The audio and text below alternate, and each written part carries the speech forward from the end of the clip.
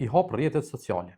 Me njëherë të shfaqen dhjetra video, lajme e tituj senzacional, dikush thot diçka, e tjetri krejt kundërtën.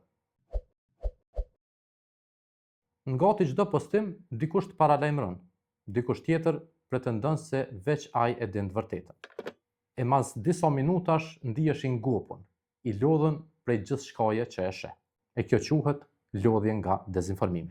Është kur truri se përballon më sasinë e madhe të përmbajtjeve kontradiktore. E humb durimin me kontrollu faktet.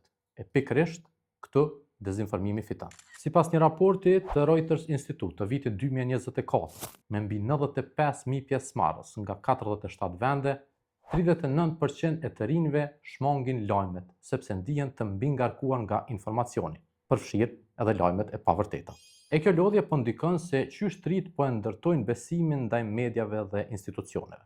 Kjo s'është vetëm një ndjenjë, është një proces psikologjik. Kur truri është i mbingarkuar me informacione, e zgjedh rrugën më të shkurtër për me besu atë që duket më e thjeshtë, më emocionale e më e përsëritur. E këtu hapet dera për manipulim. Prandaj, bëj një hap prapa.